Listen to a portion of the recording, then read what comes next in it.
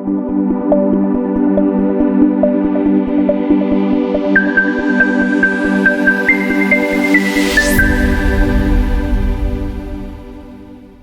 put ourselves in the presence of the Lord.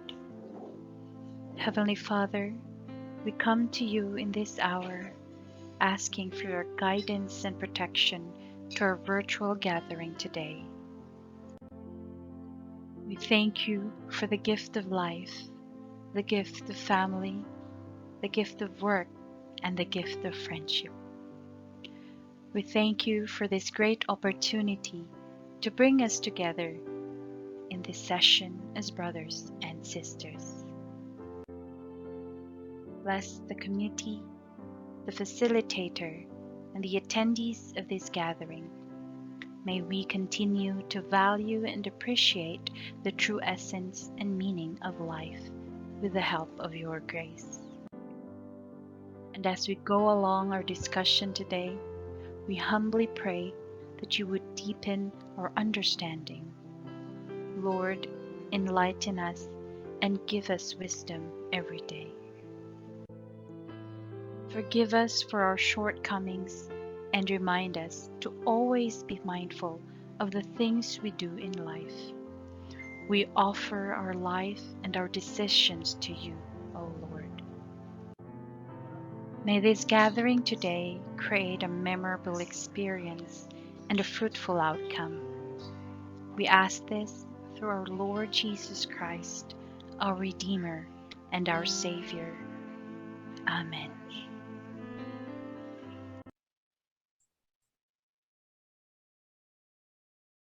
Hello and good afternoon, everyone. It's November 13.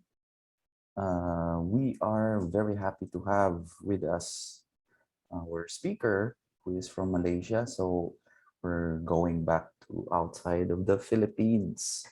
I'd like to acknowledge the presence of our speaker, Dr. Kandappan. Welcome. We are very happy to have you. And I would also like to take this opportunity to say hi to our participants for this week. We're currently at around 70. So I mentioned November 13 because I want to acknowledge our date. We just got past November 11, 11/11. I hope your wallets are all safe from all the discounts of Shopee and Lazada.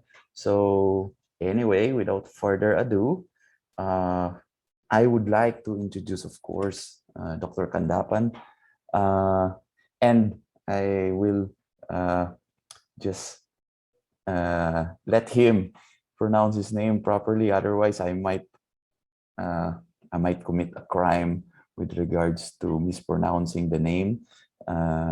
Sorry, Dr. Kandappan.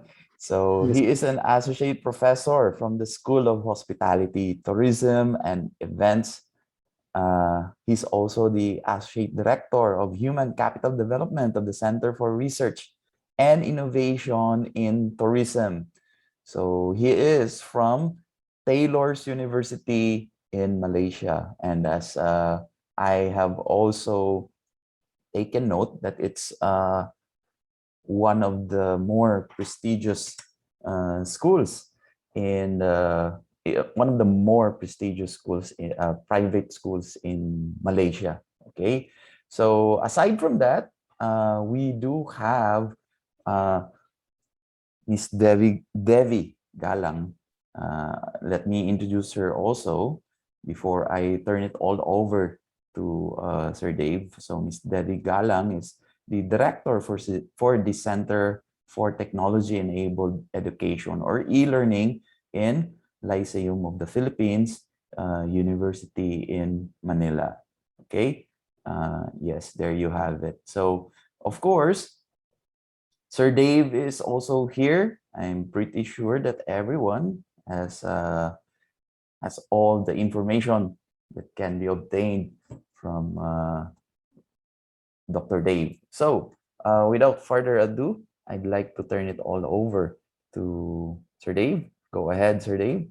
Good afternoon, everyone. Thank you, Sir Jonathan. And maayong adlaw,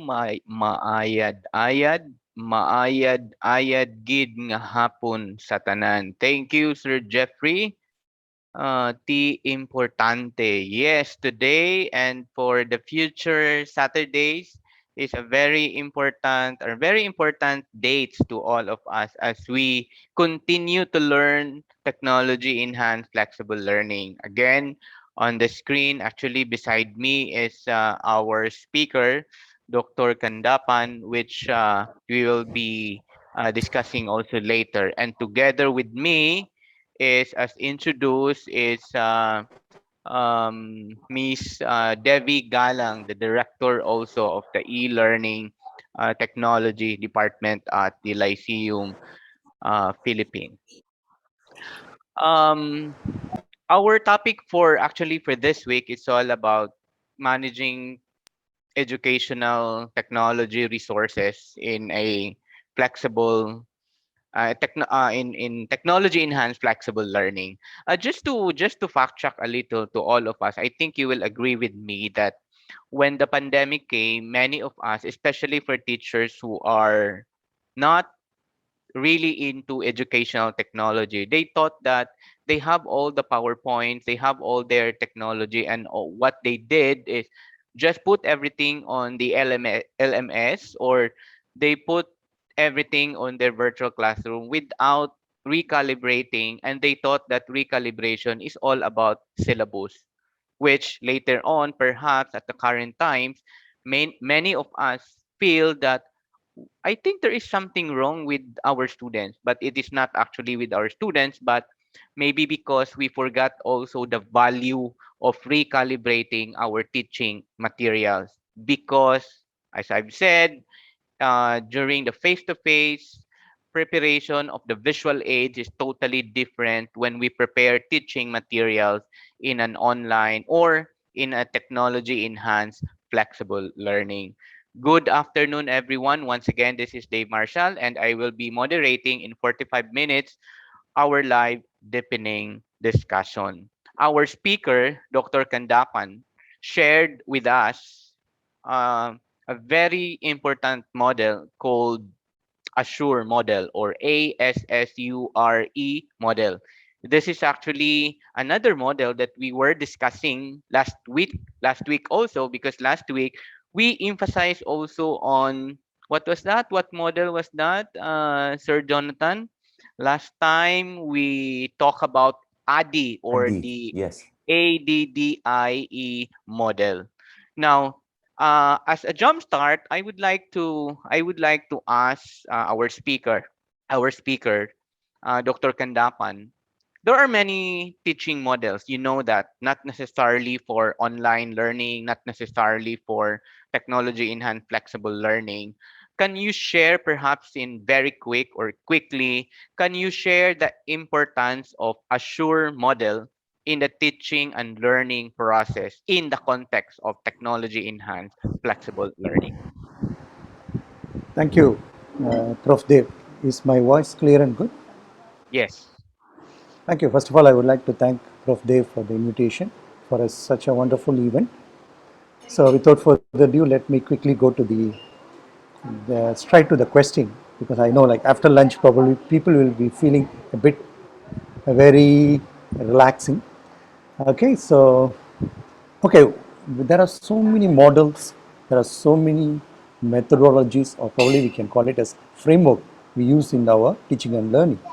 Okay, what makes the Assure model quite interesting, because Assure model is an instructional system, or I can say it's a kind of a guidelines that can make our educators to develop lesson plans, especially integrating the use of technology and social media, I think, which is highly used in the current new norm of teaching and learning, right?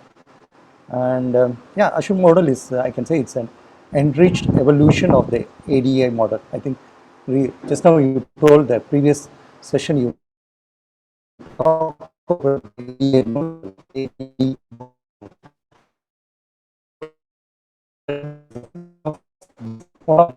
Which has a 6-step process. And what is uniqueness here? Azure also represents the design phases. Okay, and it shares two important features. One is an initial focus on analyzing and also cyclic structure, whereas AD model it's more focused on only holistic analyzing, whereby Azure model is more on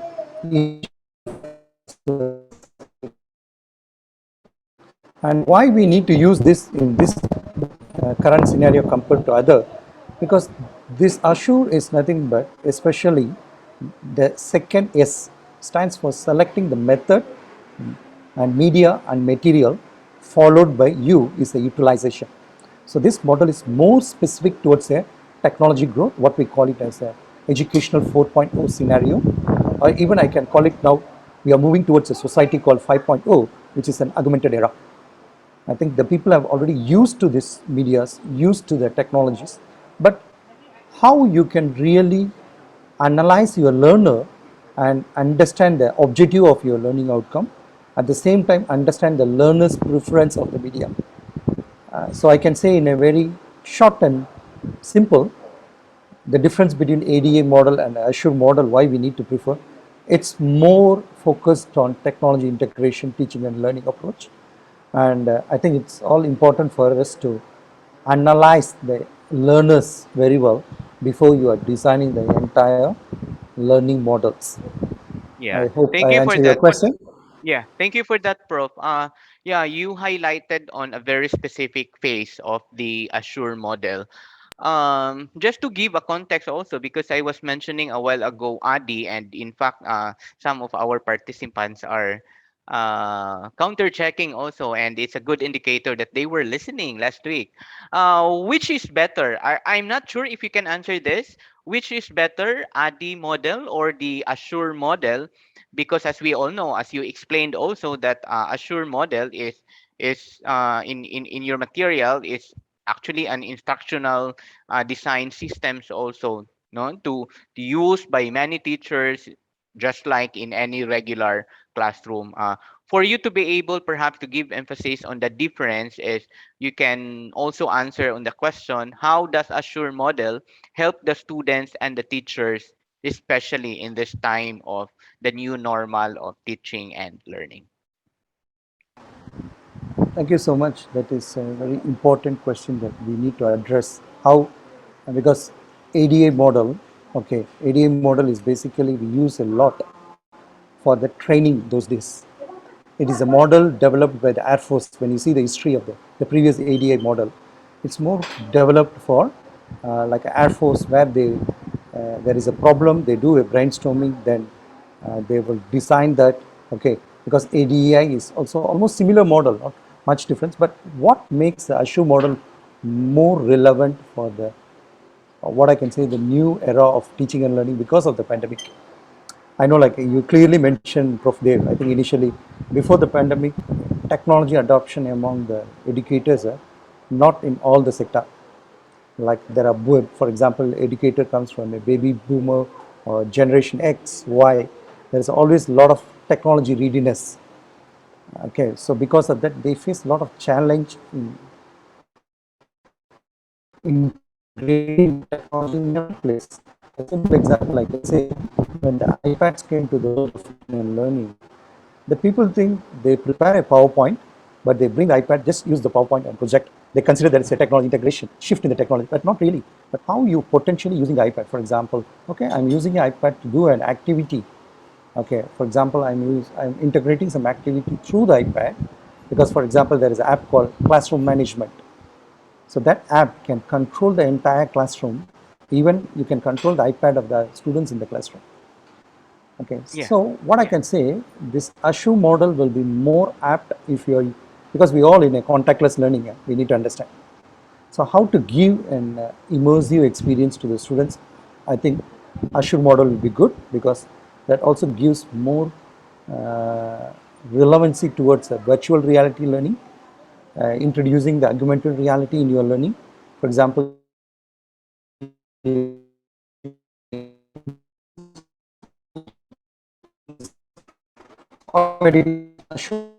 help you to create a curiosity. assurance model is basically how you can engage the learners more, okay, and how you can deliver more effectively, more engaging, and at the last stage, how you evaluate them. And it is a scaffolding technique. It's not a, I say it's a, assure is a scaffolding technique. It's not like a one stage process. Okay. Yeah. Yeah, Totally agree. And what I got from your explanation is basically on the context and the combination of latest trend in teaching and learning, which is the education 5.0 or the internet 5.0.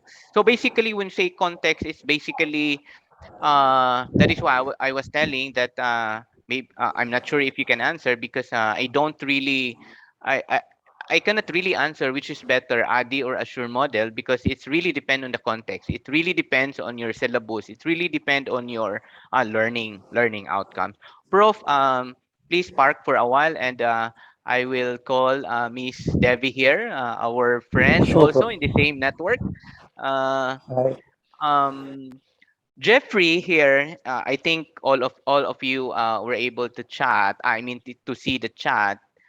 Jeffrey chatted actually. They feel torturing in technology, not tutoring. Maybe Devi also can share, can share like in your school some of the best practices perhaps. How do you ensure effective organization of teaching resources, considering that for the information of everyone, LPU has this one of the mover also of blended learning, because before the pandemic they have established already the learning management system. So I can say that they are sort of prepared, uh, prepared in the sense the from the face to face to full online. Ma'am Devi? Yes, good afternoon. Am I heard? Yes, yes, loud and clear. Hello, Dr. Dave and Sir Dave, Dr. Candy. Hello. So thank you for the invitation. Yes, true. In fact, we were well prepared. Maybe not 100%, but 90% most likely when pandemic came. So we started using learning management system in 2016, and it's a one platform that is being used across by the four campuses of LPU. Namely, this is Manila, Cavite, Batangas, and Laguna. And for now, I'm representing the Manila campus.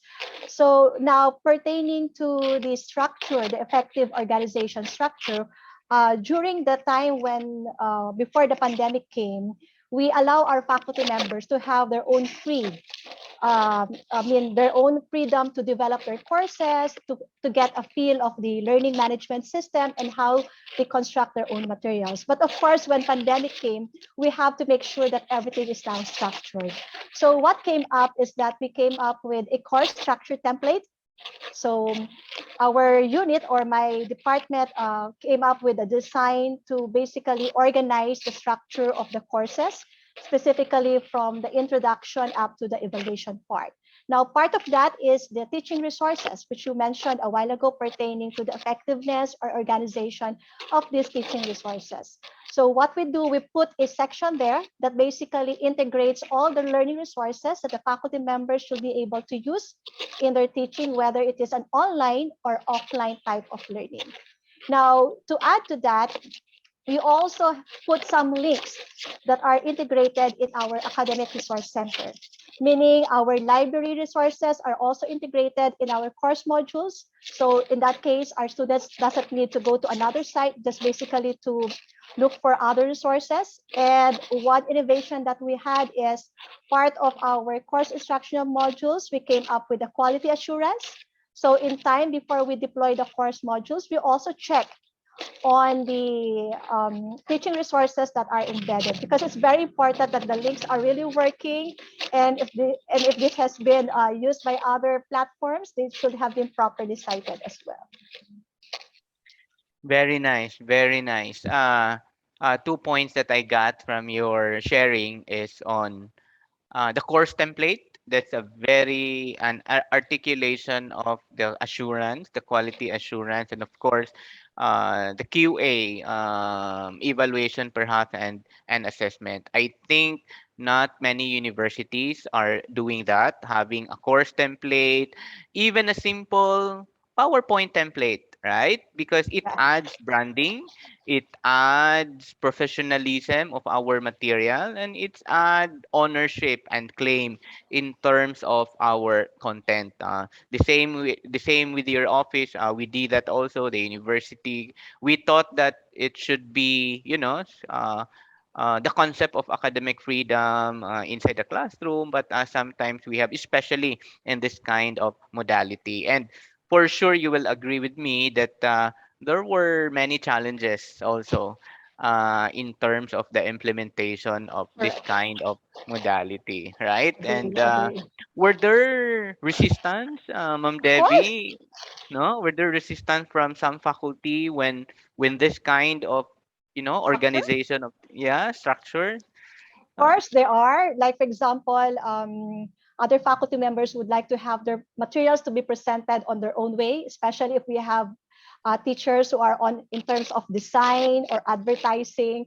So what we do is we present the structure to the academic officials or to the deans, and then the deans now have to consult with their department chairpersons regarding the structure. So it's not really a part of the direction coming only from the center. So we also ask faculty members to comment. So of course, there are a series of improvement, and I can say for now we have the best course structure template. When pandemic came, of course, we're really looking into what is the best for the structure, because one of the feedback our students had during the pandemic when it hits all of us is that where can I find these resources? Where is that quiz? So everyone is really looking into it out of it. So what we did is we really came up with the structure, and I believe this is now more organized, and the students can easily now locate resources, assessment, and other stuffs within the learning management system. Totally agree. I can feel you with that because my office also, when the office was created, almost every day parents were calling, students were calling, as if we have all the power inside the classroom of the teachers, no? Being in the being in the e-learning department. Talking about challenges and problems, I will go back to Professor Kandapan. In terms of the limitations, the challenges in a very short, because for sure, I think the two speakers will agree with me that in all forms of, or in all teaching models, there are, shall we say, limitations. Limitation. Professor Kandapan, very shortly, what do you think are the challenges, the limitation or problem in the integration of Assure model in teaching resources or in a teaching and learning?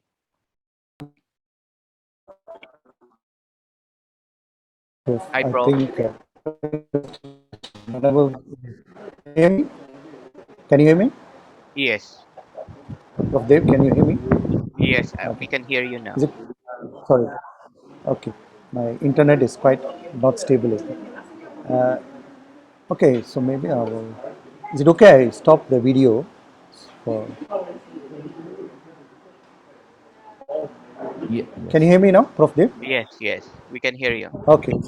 Yeah, I think that's always whenever there is a new innovation comes in teaching, or always there is a limitation, because the, the educators has been trained well on the previous model, which is a famous one, the Bloom's taxonomy, right? Always everybody we have, whenever we design a structure, design a course, always we are using the Bloom's. The moment these new models comes in, one of the challenge by the educators, I think I can call it as a limitation, is the lack of training. Okay, and probably there are so many applications available in the market, like a technology tools, but they don't know which tool will be more appropriate and relevant to their learning outcomes.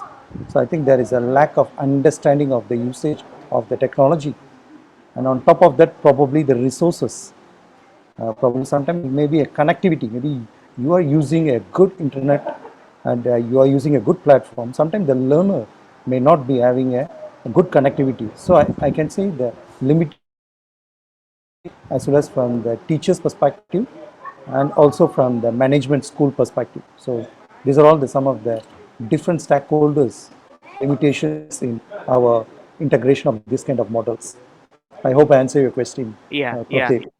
Yeah, and it actually leads me to, because there is a an explanation of yours that talks about the process on and on how many of our participants are actually asking about.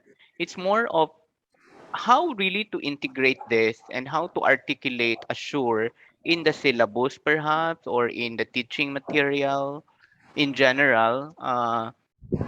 There are many questions, but I would like to sum it up into the question of how to integrate assure model in the classroom.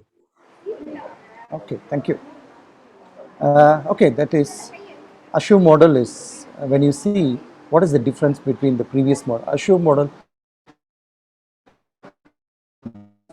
who Hi, is your Prof. learner, and you need to prepare your assessment.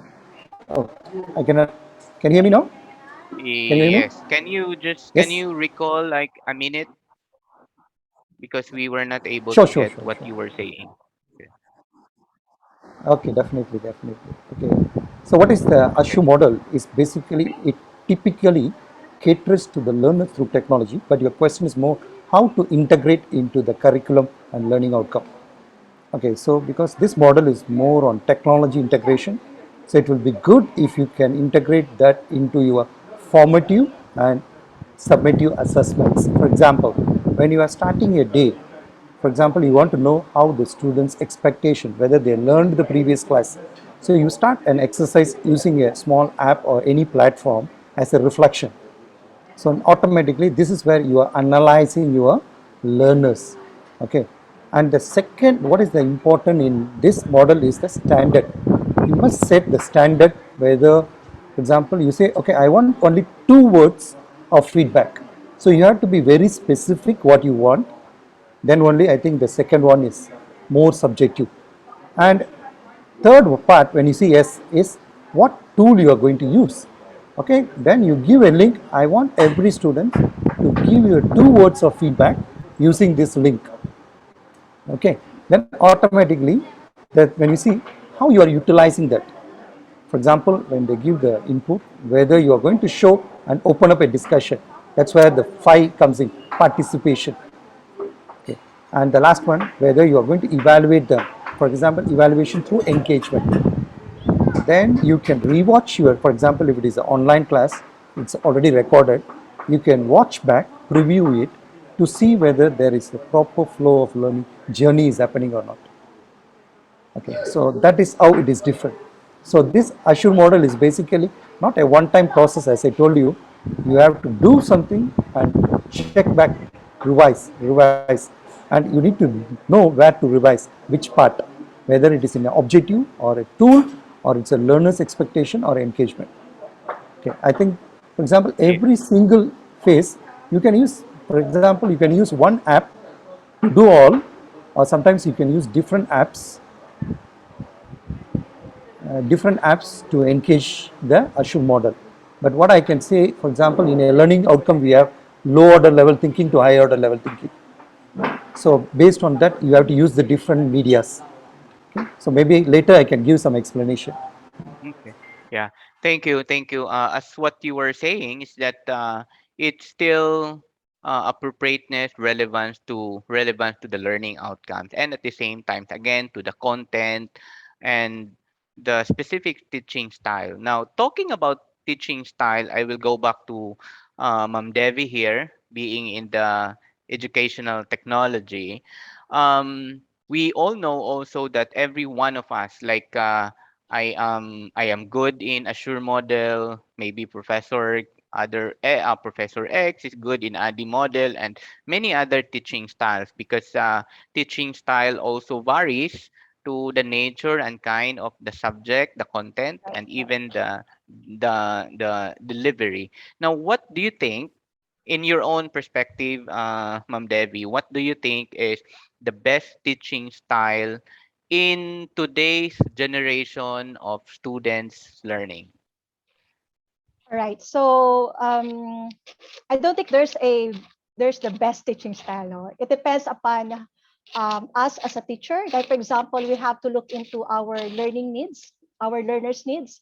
what type of learners do we really have in the classroom, especially on the online education. And then take a look, are we working on a type of a blended learning, or is it more on a full online learning, or is it a type of a combination of synchronous or asynchronous? And that is very important.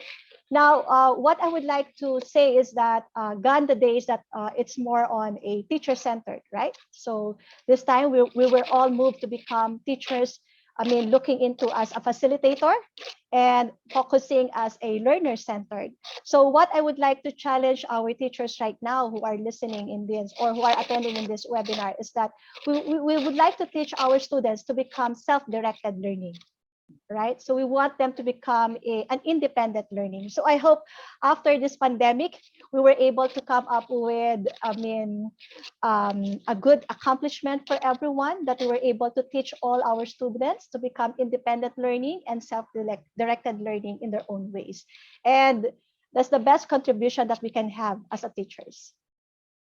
Thank you. Well said, Ma'am Devi. And yes, I agree. No, there are many different teaching style, but even a teacher, we can also incorporate different teaching styles to the different courses that we handle. Right. Right?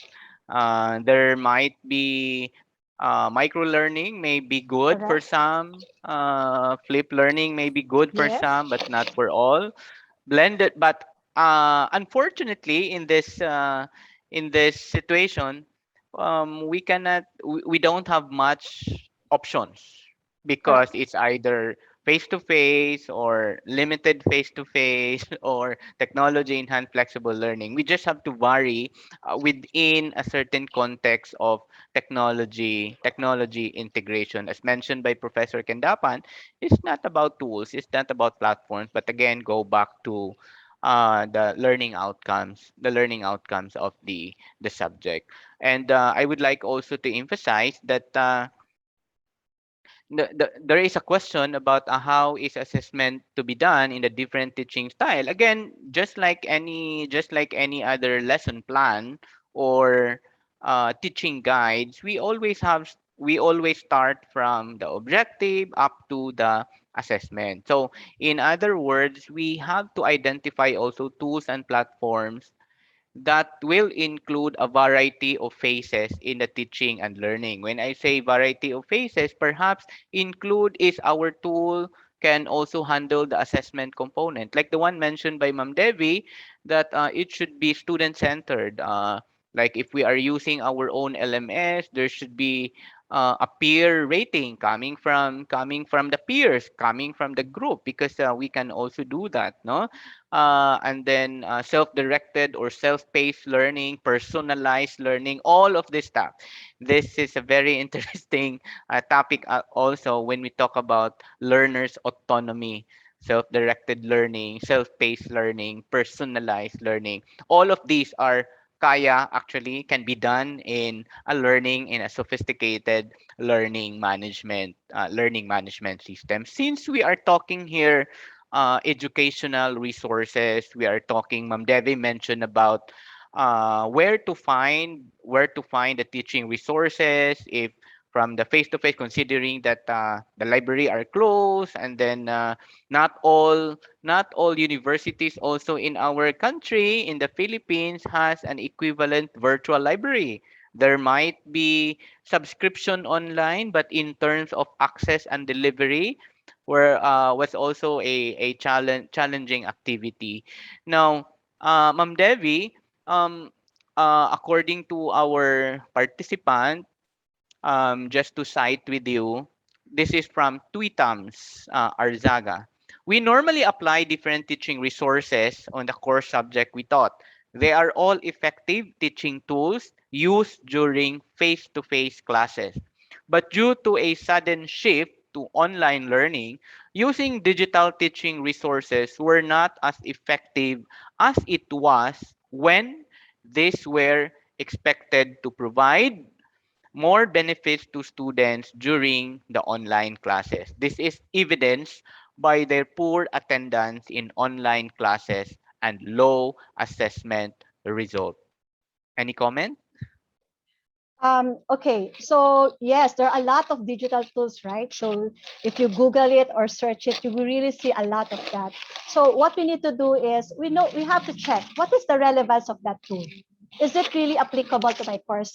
There are a lot of tools that you really have to look into. Like, for example, is it appropriate for a literature class? Is it appropriate for a laboratory class? Is it appropriate for a science class? So not all of this can basically fit for every learning activities that we have. So we have to check the relevance of this. Second is the in terms of appropriateness and the usage. Like, for example, will my students be able to use this one or access that learning activity once I integrate that kind of tool? Because remember, our main concern is bandwidth or internet connectivity. So we also have to consider those. And another one is the screen time of our students. So you may have a good digital tools, but was it able to provide like access on the screen time in terms of our students accessing these tools? So there are a lot of considerations. So it's not just basically because one teacher used this one and it was effective in his or her class, so I should be able to use or integrate it also in my class.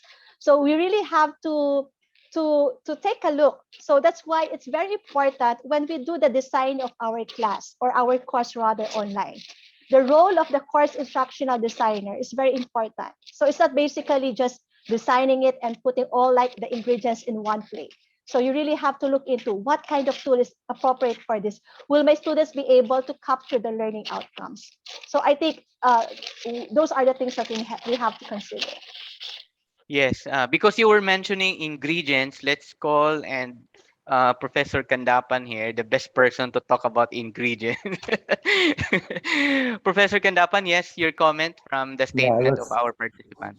Yeah, I was just listening to the interesting conversation regarding how this pandemic has shifted the whole learning space, right? Because you were telling a statement that okay, what we are supposed to do in the face-to-face when it becomes digitalized, it is very challenging. But I can say if an educator being creative and innovative, you can I can say maybe you can change your statement. Maybe I can give a simple example what I do in my class. Probably it can help some of you here whenever you have a group presentation with peer evaluation. Okay, so I use a platform called Padlet, Padlet, Padlet. So what I do, I will ask, there are two ways I do. One is we have a live presentation. Another one, we can have a recorded presentation. Both can be done. So what they do normally, like when the students finish the presentation, I will ask the other group members to post the question in the Padlet below their presentation. At the same time, they can also do the rating. You can change the modes. You can do rating, grade, or likes, because the people likes to give likes nowadays, emojis. So what I say, which group is giving a challenging question, they get more marks. So when you want to get a more engagement among the learners, you have to map every single engagement towards the assessment. Okay, it's something like, for example, like as an educator, you do this thing, this is the benefit. Because we live in a world where benefit oriented. It's not necessary it has to be not always like a very direct benefits. Sometimes it can say, okay, today I'm going to, because I use that a lot in my classroom Padlet. It was very good and it will give a continuous discussion. For example, okay, another example like a recording one. Okay, we will say, okay, this is the topic. Groups has to do the recording and you have to upload the video. And before next week class, I want other groups to ask at least two questions, as I told you specific. And after they put the question, the presenter group has to respond back to the question. Then in my class, we are going to just do the discussion only. Okay, why is this question relevant or not? Or any other additional point. So automatically, the peer evaluation is happening and the students can engage more, not only class, out of the class. It's become a longitudinal feedback rather than one-time feedback because they can give continuously. What I am doing is doing borderless. When I shared this link to the expert people, sometimes I call the externals from other countries, they can also watch the video, comment to my students. So I think it is how you redesign the entire assessment, rather than probably like, oh, okay, I think since the digital came, it's challenging to shift. Yeah, there is a challenge, but how you turn the challenge as an opportunity, that's in our hands. Yeah. Okay, I think the Padlet, if Thank you you. can explore, will be good. Just one example I would like to highlight. Uh-huh. That's a very good example. That's nice also, especially that we are in the online ecosystem. And in the online ecosystem, it's easy to connect with networks. It's easy to connect with specialists, no, online. And just like this, no, in this program, we invited people from Turkey, people from Hong Kong, from China, and all other parts of the world, because again, we have common intention, basically, to improve teaching and learning. There was also a point, or a question coming from the participants about effectivity and efficiency of the materials, and maybe I could get some inputs to you here. Although Professor Kandapan actually mentioned about, it's very important to analyze the learners, and I'd like also to acknowledge from the chat of our participants, sharing of thoughts, the Assure plus ADI model, and becoming now the ASIDE model. That's analysis, state objectives, implementation, design materials, and evaluation. This is pretty good. At Siliman, we have another project, and one of the model that we created is called the wider project. So W, it's something like things like those. We can play around with the different models and what is applicable in the current times. But going back on efficiency and effectivity of materials, my take into this is something like this. We my always respond is always go back to learning outcomes. Content is a way for you to achieve your learning outcomes, but we have to take note that engagement differs in or comes in different forms and variables, such as teacher, such as delivery, such as student to student engagement, and student to content. Teaching resources, literature is actually saying that it also adds productivity among the students. If the students are more engaged in the content, therefore, students would have an increased productivity during the assessment. How to make our teaching resources be more effective? Of course, going back to the uh, the very first step, which is the analysis of the learners. But incorporating all those technology, it's not about, again, technology, but it's about your learning outcomes on how you are going to incorporate that. There are some strategies that we mentioned, like Ma'am Devi mentioned about personalized learning. Make your content, make your materials, make your teaching materials an articulation of personalized learning. Meaning, your materials may be special to some group of students, and prepare material that maybe for the advanced group of learners, and don't give everything to them. I mean, you have to understand first, like one of our instructional designer in the office, she tried to develop a learning path. What does it mean? She has to ask it's like a short of a 10 question. So you have to answer first, and then if your score is like this, then therefore you go to this learning journey. So you have different materials to that, like 10 slides, 20 slides, 30 slides.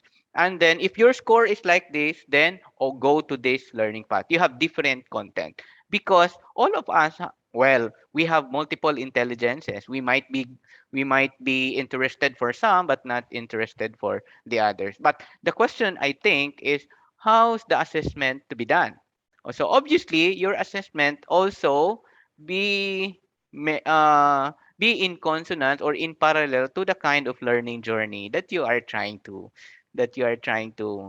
offer also to the students. No, and Ma'am Devi, I don't know if you will agree with me with that with my explanation, but from your teaching experience or knowledge, Can you suggest some online resources that provide OER materials? Maybe you can chat that into the chat box, or uh, in your university, do you have something like a subscription, a provider for all these teaching resources? Okay, so for our university, so we just focus on our learning management system, which is the Open LMS, which is powered by Moodle. So what we did is we classify the learning activity tools that are provided in the platform.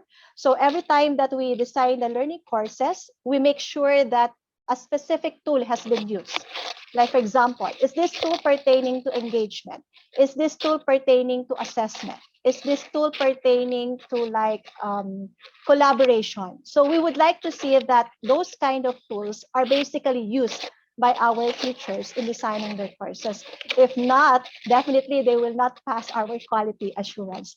So those are just a minimal points that we look into for you to be considered that your course are part or are being rated as meets criteria, because other than that, we really have to enhance the course instructional modules.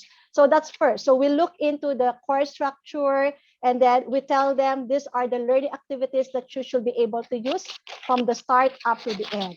So that on the side of the teacher, they are well guided in terms of how should I make my learners be engaged? Because not all of them are familiar with the learning activities. Like for example, H5P. So if H5P is available in the learning management system, then I can use it as an engagement tool. Not only as an engagement tool, but it can also be used as like a pre-assessment, a low-stake assessment, or a high-stake assessment. So it depends upon on the structure or what type of subject is a teacher developing or trying to come up at the end. Now, you are referring to available resources. Of course, there are a lot of tools available, and we are all a fan of Kahoot, right? Quizzes and Quizlet. And I remember Dr. Candy is also a fan of this. And of course, you have those Slido, Mentimeter. So all of these are free. So you can basically use them. And if you are subscribed to Microsoft, there are a lot of add-ins that you can also use. If you are using Microsoft Teams, like for example, you have there the whiteboard and other stuffs. Now for Google, you can also add to the use of Peer Deck, right? So it's an engagement tool. So what we need to do first is we have to scan our environment. Look at our environment. What resources do we really have in the university? Of course, one thing is that we don't want to have additional costs, right? So the management will always say, is that for free or is that for a cost? Now, so if we have those learning tools available already, let's try to maximize those first before we go out for those with paid subscriptions. If not, we can make use or enhance more by using those available resources that are available in the web. Thank you. Thank you, Ma'am Devi. Professor Candy? Thank you. I think Dr. Devi covered a lot of areas. What I can say, because we are talking about the efficiency and also integration of the platforms, and also you are talking from an institutional perspective. I think Dr. Devi as an e-learning director, she also needs to look into the financial aspects. Yeah, there are a lot of resources available. I will try to put some in the chat. Yes, Kahoot was very useful. Kahoot, quizzes, Gimlet, we have, then Socrative. Okay, then I also use Zapper for AR. There's an app. I will put all in the chat in a short while, which I also use in my classroom. And also you can use Canva. Canva also you can use to create a very good, interesting presentations. And yeah, a lot of, even for example, Zoom, you can do it. But yeah, the whole important thing when we talk about analyzing, okay, what I can say, please, whenever you develop any learning outcomes or assessment, try to map some of the competency skills in every assessment, what we call graduate capabilities. Okay, so the reason why, because we need to understand the learner's psychology. Not everybody learn and perform better. So when you design an assessment, you need to apply a holistic approach, a diverse approach, what I can say. So for example, you have 4 assessment in a module.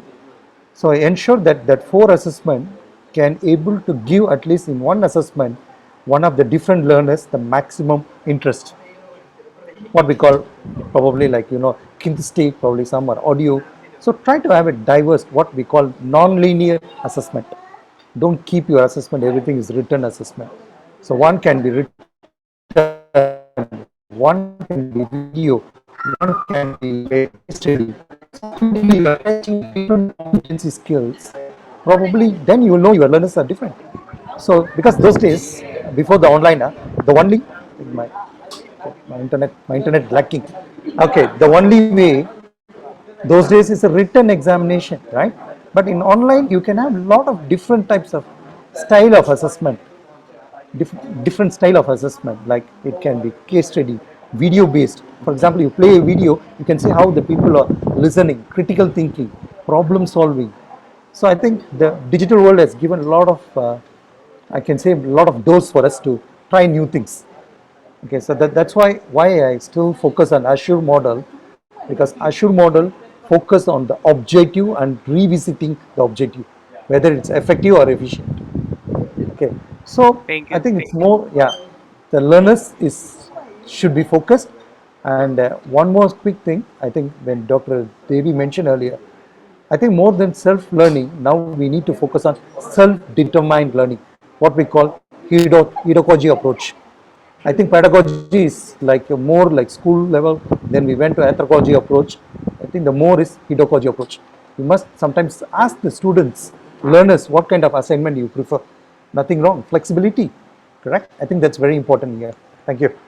Very, very important. For the interest of time, to our Yes. speaker, just last one question. Maybe we can give some tips. Maybe your top three suggestions or tips and tricks for improving teaching and learning with emphasis on efficiency, effective, and appropriate utilization of digital teaching resources. Ladies first, Ma'am Devi. Yeah, I think for me is one is we have to be open for to learn, unlearn, and relearn. Okay, so we need to learn, unlearn, and relearn. Second, we have to maximize the available resources that we have. In fact, with those many resources that we have, we can only name a few which we are really using, and we are in depth into use of it, right? So for us to be able to do that, we can take free online courses and practice our skills over time. So, and of course, a network like this is always an advantage, so we can ask help and assistance from our colleagues, and definitely we will be able to surpass this pandemic. Thank you. Professor Candy, from a perspective coming from non-Filipino, some tips to improve Yeah. teaching and learning? I think what I can say, this is one of the best example what you have done, Prof. Dev. I think ask all the speakers to record and send the recording to watch like a flipped classroom. I can say it's an extended flipped classroom, right? In a, online, it's a wonderful. But what I can say in very quickly to my all the learners, I learned a lot through networking and attending sessions. Number one, and the use of social media. I try to join. There are so many groups, okay, in the Facebook or LinkedIn. For example, when you go to Facebook, there is one called Learning Innovation Circle. Okay, so if you join, you get a lot of information. And there is another websites like teachingtools.com, teachingthought.com. Okay, so what I can say, of course, no one can learn everything in the world, but we all know something, right? What I say always, like what we know is just a drop of water in the entire ocean. The unknown is the remaining waters, which we cannot measure, we cannot achieve in a lifetime. But through the networking and collaboration, I think digitally very easy. Find a good collaboration, networking, very specifically lifelong networking, not a purposive networking. Okay, lifelong networking and collaboration. I think you will learn everything. Share, Yeah. yeah, share. And what I can say in a simple word, my philosophy, I think share one, learn more. That's it. Okay. That's very Thank you. nice. Relearning and learn, learn new things, share what we can do, networking, and that's basically will lead me to a comment from a participant asking about do we have recommended training program. We have a lot. I mean, there are many available, and then just like this, we thanks to the Commission Higher Education for having this funded training.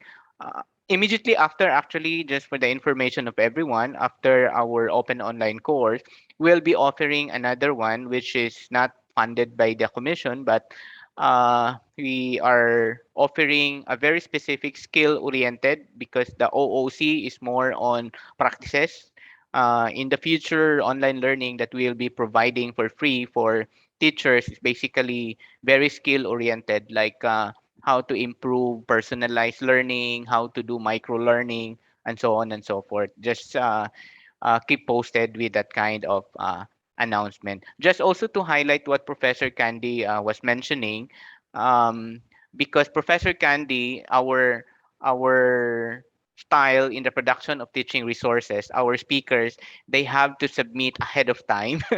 They have to submit ahead of time all the materials, pre-record all the materials because our team also, our QA, will also do all their responsibilities, stream all those videos, and then rearrange and etc. That's what Professor Candy was mentioning, like how we prepare the materials in our online course, like this one. So once again, I would not end this discussion by acknowledging also the comment which I like coming from Sir Jeffrey. Sometimes the problem is the student performance, the attitude toward the online class. It's a long battle. We will not dwell into that because we will not end with our argument with that because after all, we are in an emergency state of shifting to online. In other words, we have no choice. We will just discuss that when the pandemic will end. Because after all, I always actually tell even to my colleague that online learning is not for all, but we have no choice, then we have to find ways to still continue and deliver quality teaching via the online learning. Once again, Ma'am Devi, Professor Candy, thank you very much. And I hope our participants are learning new things this time. And just to recap that digital teaching resources is also one of the many variables in engaging our students. It means that we teachers, we have also to find ways, we have to find tricks for our students to engage on our content because in this time of pandemic, there are many ways. There are many ways to incorporate strategies for us, the students, may feel and be able to access, read, and put themselves in the content that you are trying to deliver. Once again, thank you very much. And back to you, Sir Jonathan. Thank you very much, Sir Dave. I'd like to point out that there was a very beautiful uh, statement made by Dr. Kandappan towards the end. No, I think it should help to motivate each one of us. And also, Ma'am Devi mentioned that it really takes a lot of practice. We cannot help it. We really need to practice. So we can't help it because we're thrust into all this, no? So we have to make the best out of the current situation rather than just lying down and waiting for the pandemic to be over with, no? So again, I'll thank Dr. Dave and Miss Devi and Dr. Kandapan for providing us with a lot of insights, continuing this journey that we are into, no? So, okay, next please, Ma'am Lubel.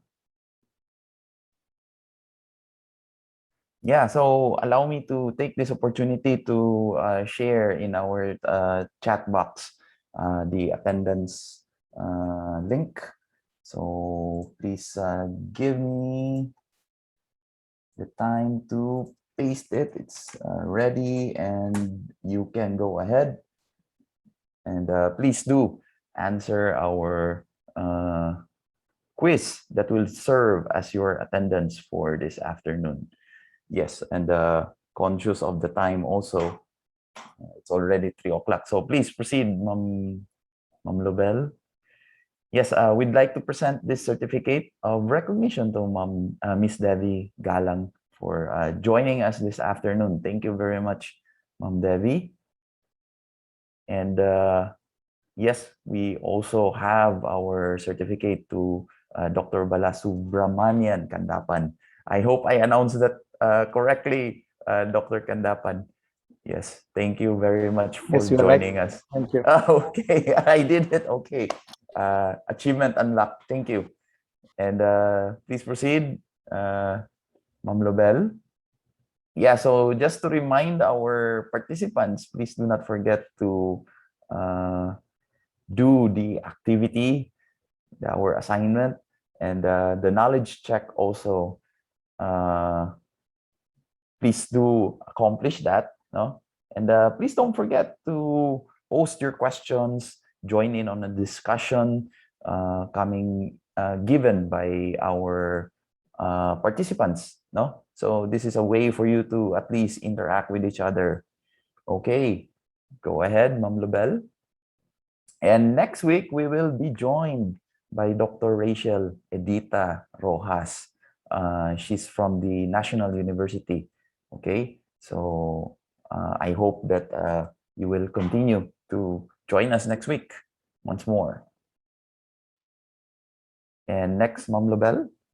Yes, so I'm going to ask our participants to please turn on your cameras if you can. Go ahead. And yeah, how many? Yeah, you can take over, Ma'am Lobel.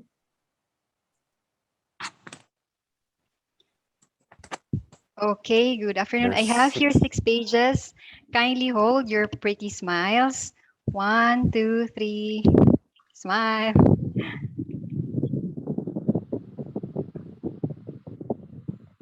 Okay. Next page. 1, 2, 3. Smile.